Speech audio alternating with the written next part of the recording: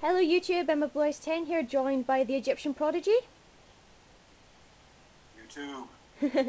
from America, and well, this, as I've mentioned in the previous video, I was thinking about doing some collaborative videos with some of my fellow YouTubers, and me and the Egyptian Prodigy today are going to discuss a very interesting topic of meta dragon players versus fun dragon players.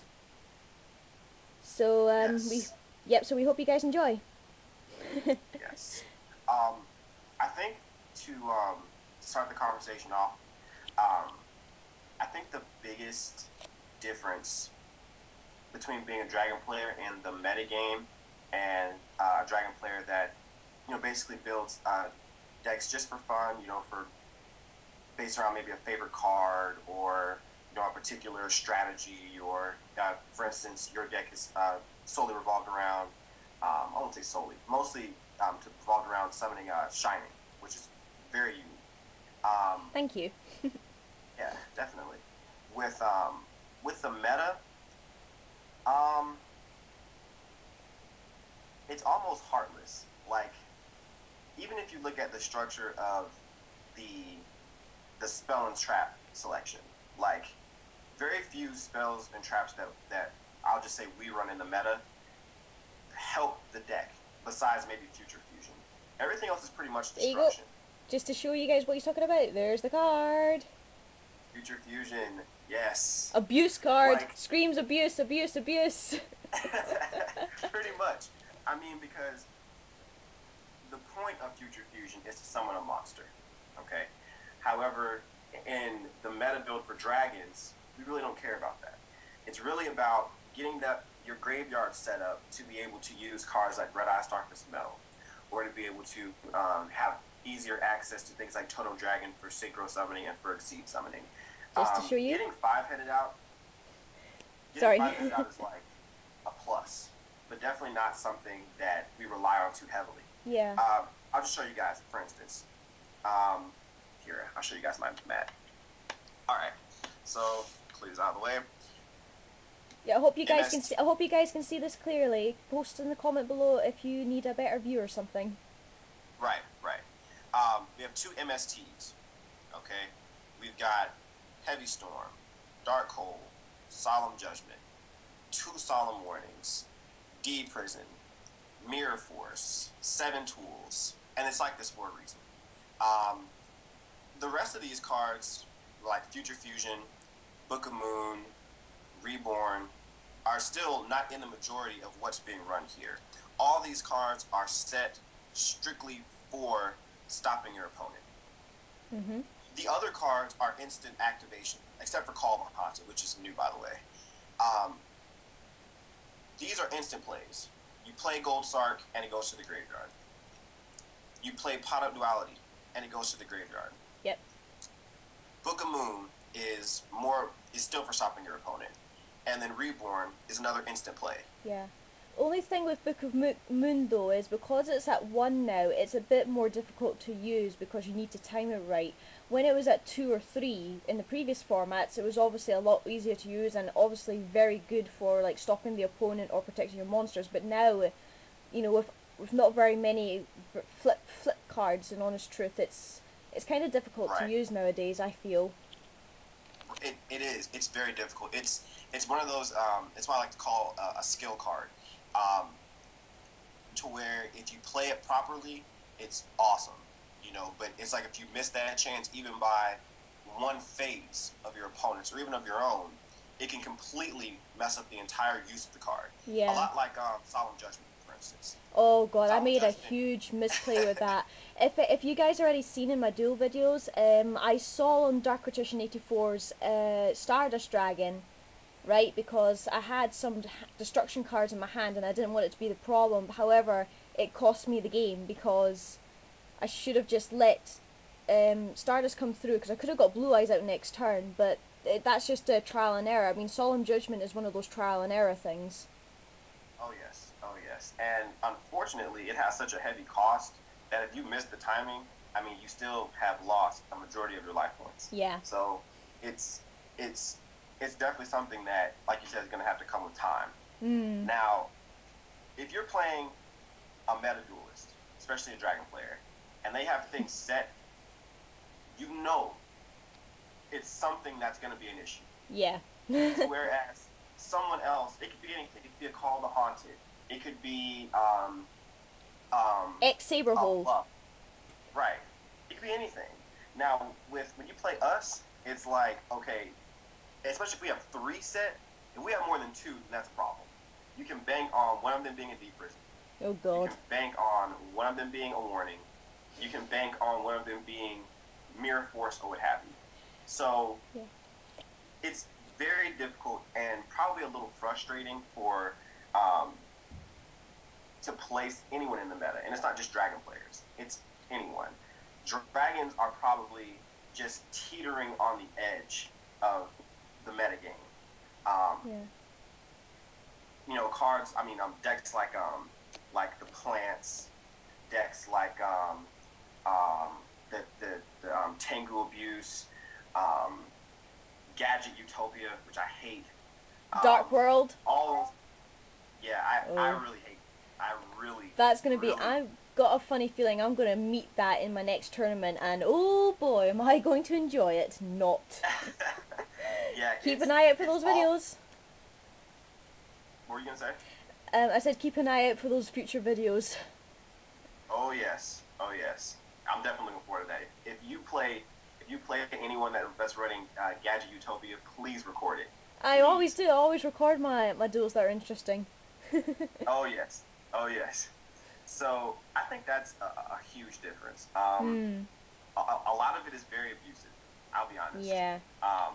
It really, really is. Even, especially this card. Especially this card. I don't like it. Sorry, had to say that. Don't judge us. But yeah, I mean, and even things like the new Exceed monster, like Leviathan. Oh yeah. We really abuse that card. Well, simple. I mean, we've got a dragon. Go ahead. So we've got a dragon to stop that. We've got Galaxy Eyes. Yes. We've got Galaxy Eyes to stop the Exceeds now, so it shouldn't be too problematic. And it is summable. Is that even a word? Not really. Yes, that's it. With Red Eyes Darkness and with your 2 Alexandrite dragons or whatever that are coming out. So we've got basically an anti-Exceed meta card in a way. Oh yes. Oh yes. And that's an interesting card.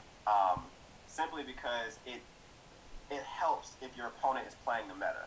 Because I have a feeling that Exceeds are going to start getting a whole lot of support very soon, and any Dragon players that are running Galaxy Eyes are going to completely wreck.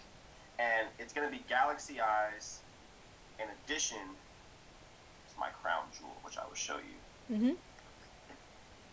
This right here is a complete lockdown.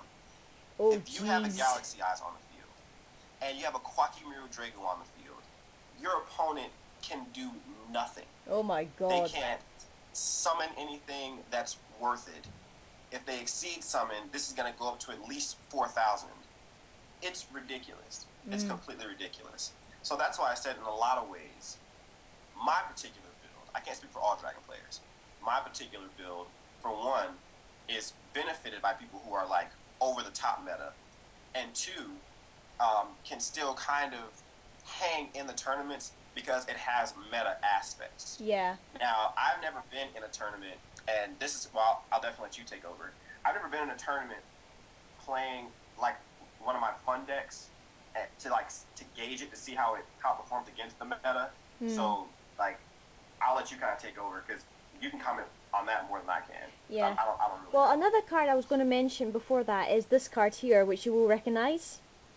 Yes. Yep, this card is quite a good lockdown card as well. Especially if you combine it with, as you said, Quackimiru or even Galaxy Eyes and that. Can you imagine Galaxy Eyes and this being on the field?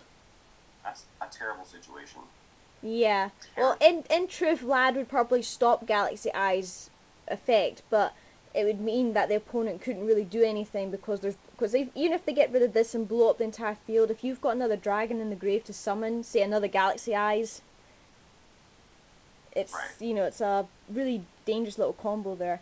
But yeah, my deck is a fun deck, but it does have, as you said, meta aspects as well. I mean, you guys know the ultimate goal of my deck is to get out this card, the Shining Dragon, because she is my absolute favourite dragon. But recently I ran into a little problem with my dragon deck, and that involves this card here, the Fusion Ultimate Dragon. How can I put it? It's basically like I've got the main deck sorted, but it's just the step to get to the next level that's causing problems, because I was talking to EgyptianProgidy about this the other day, and for the first time ever, I really hate Dragon's Mirror. I can flat out say that now. I really do not like Dragon's Mirror. So I was actually maybe considering a future fusion if I get a 5 God dragon, but I'm not sure about that. I mean, that set there that EgyptianProgidy is showing is probably as a lot of I've heard meta players say, is literally the only way for them to get their dragon decks going, they say. I don't think that's true. I mean, it doesn't matter what kind of decks or hands you get. If you get, say, a Totem Dragon, your Lad, Blue Eyes, Red Eyes Darkness, or whatever, yes, it may be a bit slow, but you still got all the cards you need to, you know, get the duel and that set up and everything. And away you go once you've got that done. But in tournaments, I mean, my deck does relatively well in tournaments. I mean, most of the time I've often come in the middle, because in the last 2 tournaments I came about 12th place out of 30 players, which isn't too bad.